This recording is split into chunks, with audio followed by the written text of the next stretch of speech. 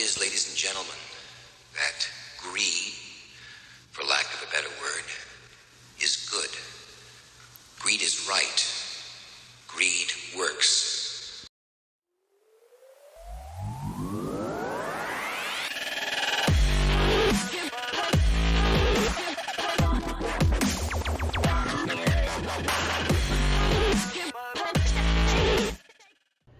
Welcome to Kyle Anthony's UFC Betting Show. I am Kyle Anthony, and welcome to the podcast. Welcome to the betting show for UFC Fight Night between Islam Makhachev and Bobby Green. We're going to be breaking down the main event here, as well as another main card fight. Really excited about this one here. I think it adds a little bit of an extra layer since Bobby Green coming in at short notice. So we're going to break all that stuff down here, but we are coming off a 5% best bet play last weekend. Joaquin Buckley got us to cash in minus 135. Scary stuff going against Alvarez, but he did what I kind of figured he'd do. If you want to see my entire write-up, you can go to Wagertalk.com. You can see my entire write-up, what clients get prior to the fight. And basically, I thought the level changes were going to be important. I thought that he was going to have to nullify it some way. Alvarez, out of his 11 wins, all of them coming in the first round. So really, if you get through that first round, your success rate goes up dramatically. Thought he'd do it, got a little scared at that third round, but ended up cashing us in. So over the last 365 days,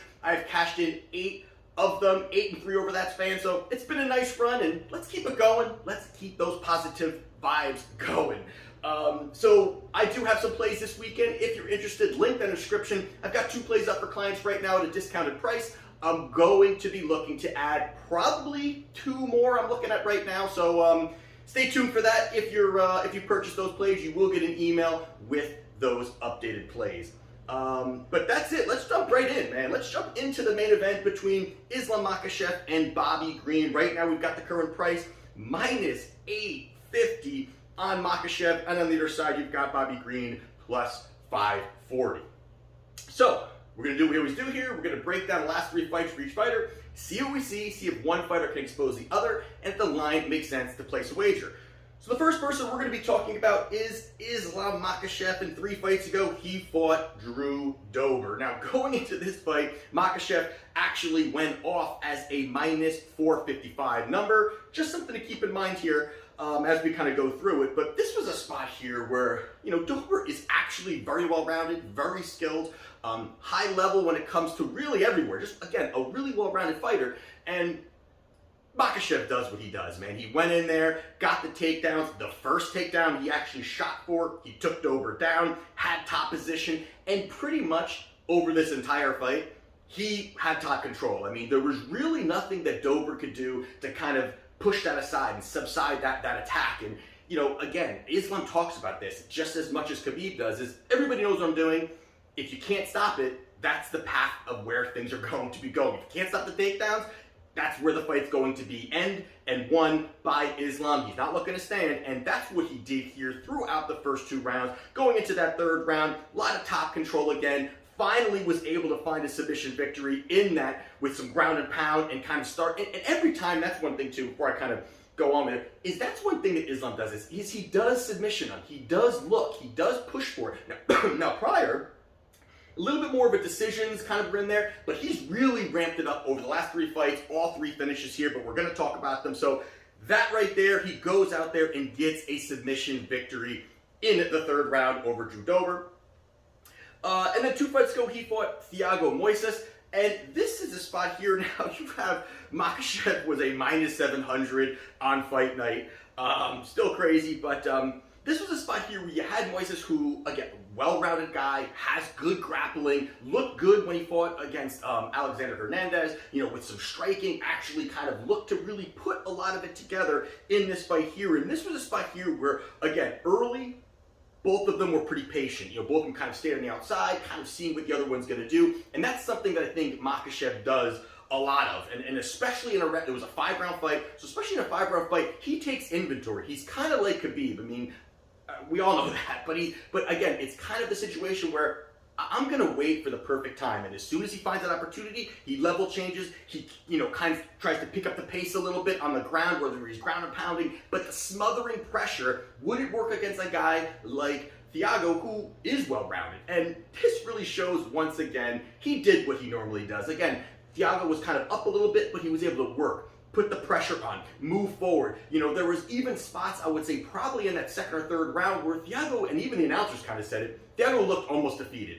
because there were spots where he had some good positioning. There was one where he took, maybe didn't take him down, but it was kind of like a situation where they both were up against the fence. Thiago kind of makes a nice move, just a smooth transition, and somehow Islam's on top when they get to the ground. It's just, he is so smooth, so vicious there, and I think that's really where Thiago says, I don't really have much here.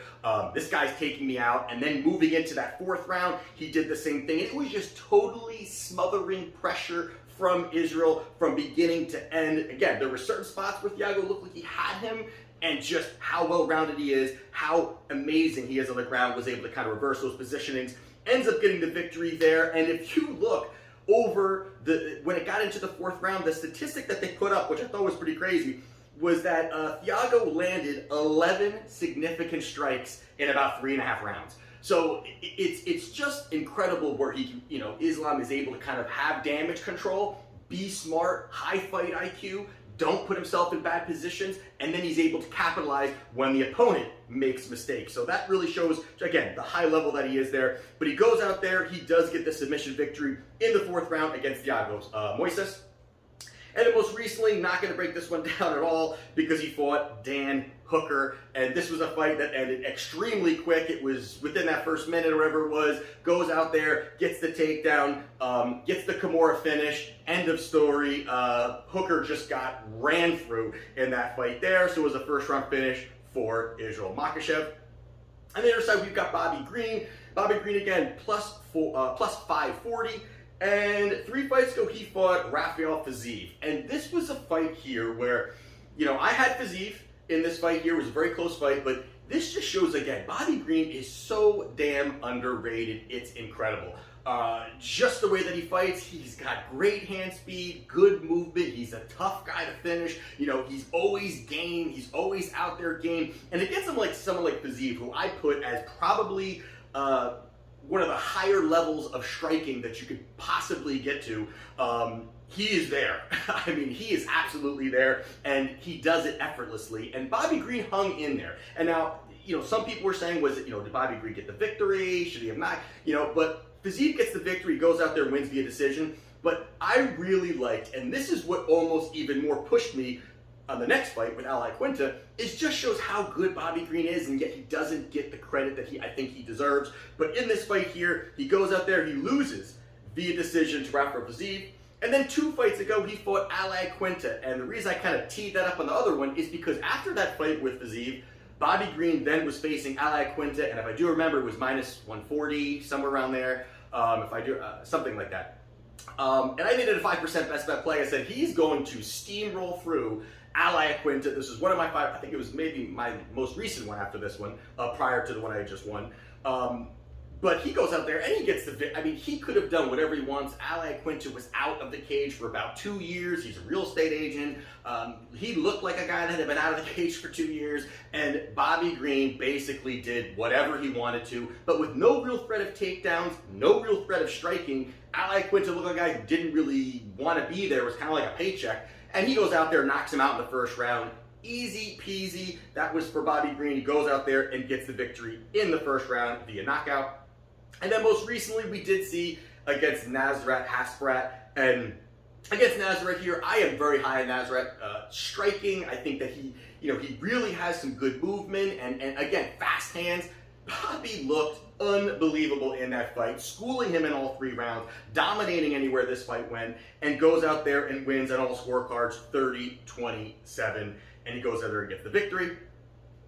So with that being said, first thing obviously we all know is Makhachev's elite level grappling, just the highest level that it probably gets to. His wrestling is just fantastic. His takedowns, his first step is really great. He can really grab that front leg, look for the single, and kind of get the takedowns. Chain wrestling, relentless with the smothering. That is, again, All these things you could transition into what Khabib does. He is really embodying all of that at this point in his career. A monster when it comes to that top control. He can just keep you there. He's very good at just kind of keeping you there, working positioning, not allowing a guy to kind of get up, keeping the top positioning until he finds opportunity to submission hunt, ground and pound, whatever it may be, or advancing position. On the other side here, you've got Bobby Green. Bobby Green, well-rounded guy, absolutely. A veteran, hand speed, fantastic hand speed, has good movement, and his boxing, again, is just really high level, is just comfortable on the feet, and how good he does it up on the feet there. But the big part here, obviously, we have to talk about here is a short notice, and that's something that I think we're all talking about. We're all hey, it's a short notice fight. What's that going to do to Bobby Green? How is that going to impact him going into a main event, going into a 5-round fight? He just fought recently. He did talk about he gained some weight because he had won. He kind of, all right, well, let's celebrate and let's think about what's happening in the future.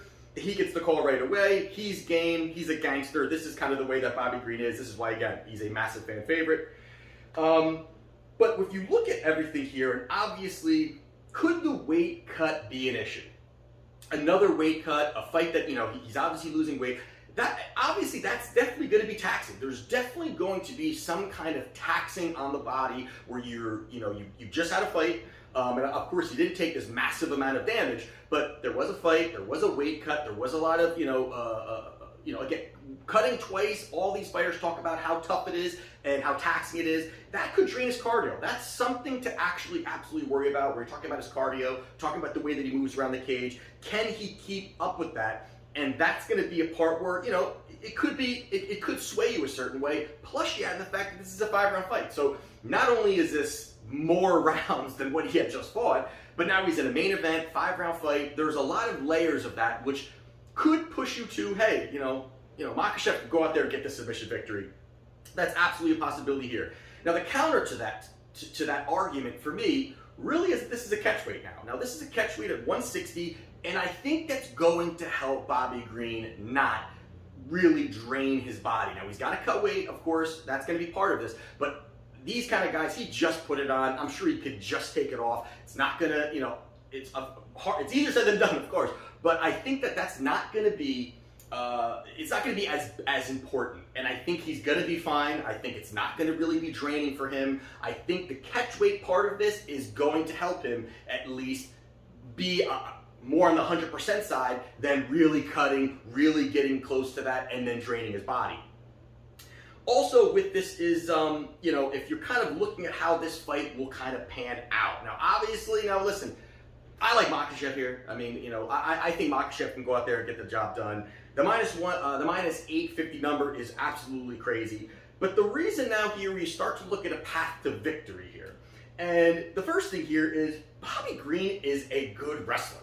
Now, this is another part where people kind of say, hey, Bobby Green, it's, he's never made it to the big, these big fights. He's never, he does not get the credit he deserves. And I know I keep saying that, but really, absolutely, Bobby Green is really underrated.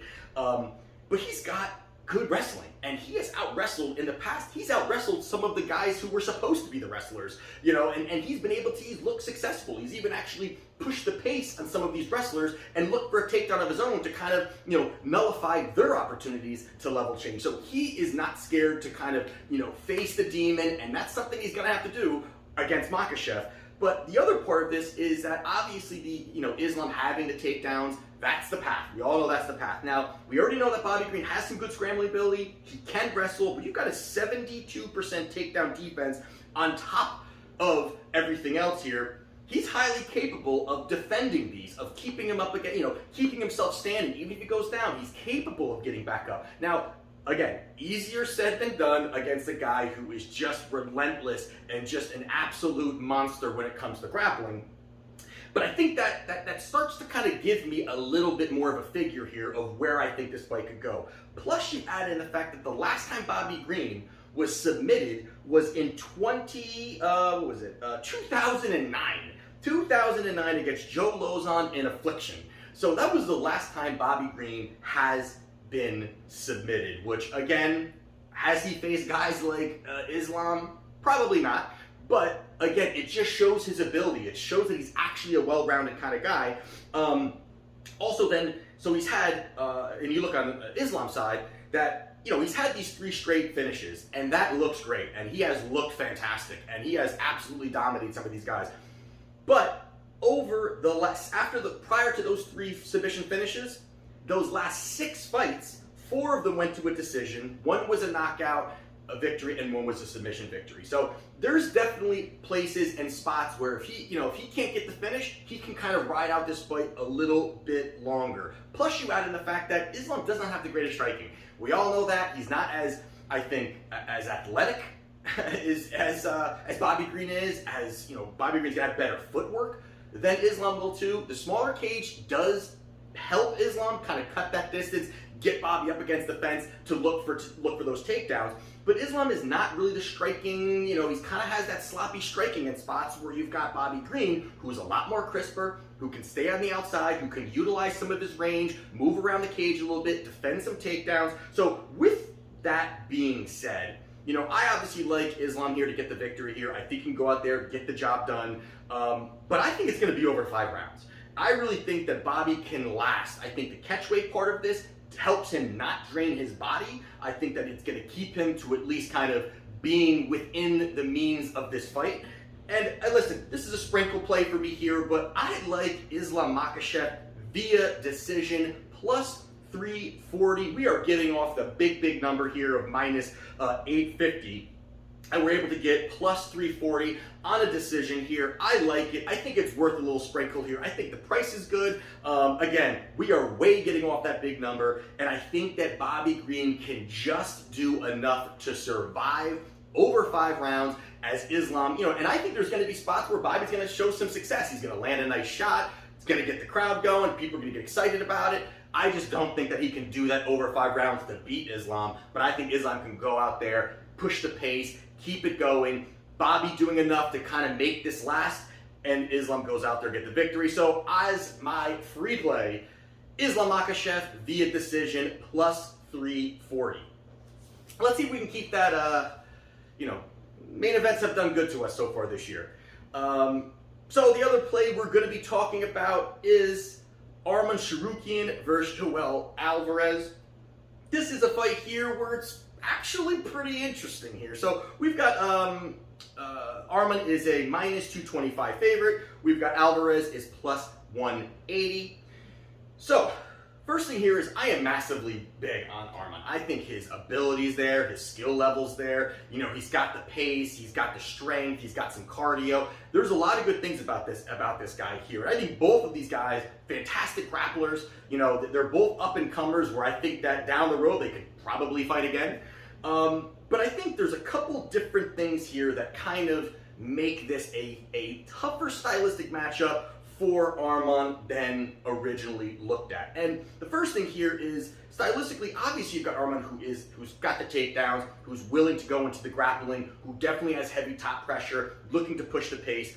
But the path here has to be the takedowns for Armand. But if you look at Alvarez, Alvarez is a guy that wants to be on his back. I mean, he is totally fine with the takedowns because he's so comfortable and so confident in his guard game, in his submission hunting, in the fact that he could maybe reverse you, get better positioning. He's so confident, he's fine being on the ground. He's completely fine being on the ground. And I think that opening there actually could put Armand in a position where, hey, maybe I don't want to just push and relentlessly push for these takedowns because he's going to want that. So that could put Armand in actually a tougher position than I think originally looked at. Plus, if you look physically speaking, you've got Alvarez here. He is 6'3" with a 77-inch reach. You've got Armand, he is 5'7" with the 72-inch reach. So Alvarez has a large height advantage. He's going to have a nice reach advantage here as well, about 5 inches reach advantage.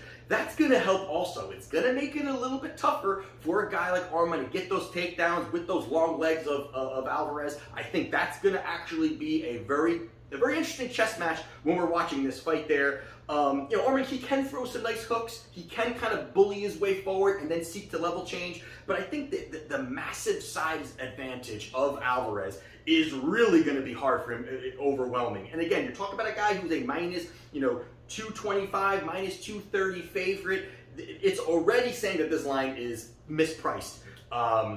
Just looking at this here, there's no way that Alvarez should be a plus 180.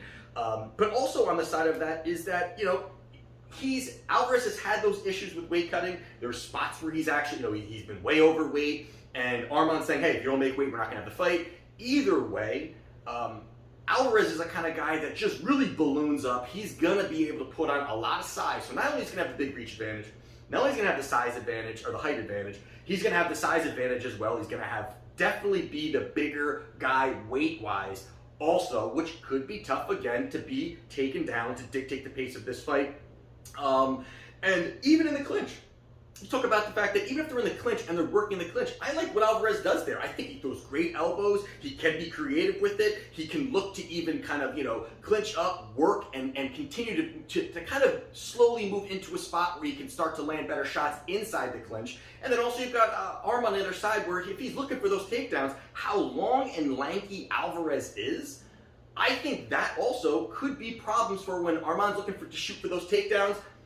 Alvarez has a nice guillotine choke. He may jump right into that. So it's really going to be tough to find spots where just Armand can just kind of bulldoze his way through. And it's stuff that he's done in the past where, Alvarez has that ability. So for me here, this is a dog or pass completely for me here. And as another sprinkle here, what I do like is I like Alvarez plus 180. I'm definitely taking it. Again, I think this is a small play, but I think there's value there in Alvarez at this point here. And I would probably put this, kind of cap it more towards, maybe Armand should be a minus 135, not a 225. I think that's just way off for a fight like this. I think the number's good. I think that number now provides value for us on Alvarez here. So as we are the free play, I'm going to be taking Joel Alvarez plus 180. And those are my free plays for UFC Fight Night. Islam Makhachev versus Bobby Green. If you want to see my client plays, I've already got them posted up, linked in the description. And let's see how we do. Let's make some money. And this is Kyle Anthony's UFC Betting Show. And I'll see you next time.